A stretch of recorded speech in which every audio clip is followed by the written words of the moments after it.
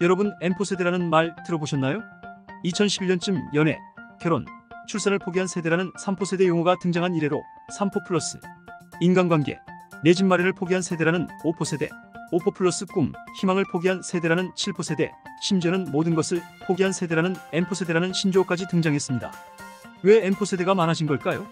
개인과 사회 차원으로 다양한 원인이 있겠지만 저는 현실적으로 가장 큰 원인인 돈에 중점을 두어 이야기해 보도록 하겠습니다. 오늘 요즘 3억은 있어야 결혼신혼 집값만 평균 2억 4천만 원 이라는 뉴스가 올라왔네요.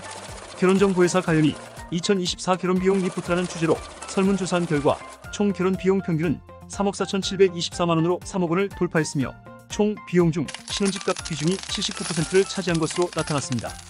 연애해도 돈이 들지만 결혼을 하게 되면 본격적으로 돈이 들어가기 시작합니다. 대한민국에서 아이 한 명 키우는데 얼마나 들까? 라는 영상을 EBS에서 유튜브 채널에 올렸는데요. 저출산 원인에 대한 결혼과 양육 관련 인식 2021 한국갤럽 조사연구소에서는 자녀 양육 경제적 부담이 가장 높게 나타났습니다. 그리고 대한민국은 1인당 GDP 대비 자녀 양육비가 세계 1위라는 조사 결과가 나왔습니다. 일반인들을 상대로 양육비 분석 프로그램을 통해 초, 중, 고 자녀 양육비를 예상해 보았습니다. 1인당 최소 1억에서 최대 6억까지 나왔습니다. 물론 적게 나온 분은 최소한의 양육비를 체크하신 분입니다. 그리고 6억 넘으신 분은 학군지 생활을 현실적으로 체크하신 분입니다. 1인당 양육비가 어마무시한데요. 자, 여기서 빠진 게 있습니다. 바로 임신부터 유치원 가기 전까지, 그리고 대학교 비용입니다. 유튜브 채널 부익남TV에서는 대한민국에서 아이 키우려면 꼭 봐야 할 영상을 올렸는데요. 대한민국 1인당 자녀 양육비의 현실적인 계산을 보여주었습니다. 1단계부터 4단계까지 있고요. 1단계는 임신부터 출생까지입니다. 1단계 지출액은 1,000만 원이 조금 넘네요. 2단계는 출생부터 첫 돌까지입니다. 2단계 지출액은 1,300만 원 정도네요. 3단계는 어린이집, 유치원입니다. 3단계 지출액은 1억 4천만 원이 조금 넘네요. 4단계는 초등학교, 중학교, 고등학교, 대학교까지입니다. 4단계 지출액은 5억 9천만 원 정도입니다. 1인당 자녀 양육비는 임신에서부터 대학교까지 전체적인 지출액은 7억 5,700만 원입니다. 엄청나죠? 자식이 2명이면 2배입니다. 물론 절약할 수 있는 부분하고 아낄 수 있는 부분을 아낀다면 비용은 줄어듭니다. 최근 뉴스에 따르면 직장인 평균 연봉이 4,200만 원입니다. 한 푼도 안 쓰고 10년 모아야 4억 2천만 원입니다. 물론 고소득자에게는 큰 부담은 없습니다. 하지만 고소득자들이 많지 않으니 대부분이 힘든 상황인 것입니다. 만화가 기안84가 연재한 네이버 웹툰 복화광 332화에서 연애, 결혼, 출산을 포기하는 3포 세대를 풍자했는데요.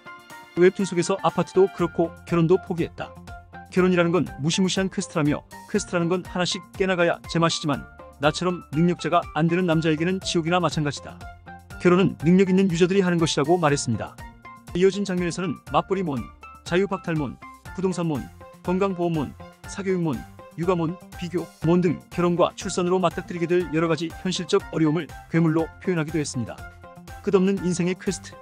우리는 태어나서부터 성적전쟁, 대입전쟁, 취업전쟁, 결혼전쟁, 출산전쟁, 육아전쟁, 노후전쟁 등 죽을 때까지 전쟁을 치릅니다. 물론 좋게만 생각한다면 너무 좋지만 현실적인 돈 문제와 관련되어 있기에 인생의 퀘스트가 부담스럽게 다가옵니다. 작은 깨달은 부부도 3천만 원으로 결혼 생활을 시작했는데요. 사랑스러운 두 아이를 낳고 지금까지 키우면서 11년 동안 많은 우여곡절이 있었습니다.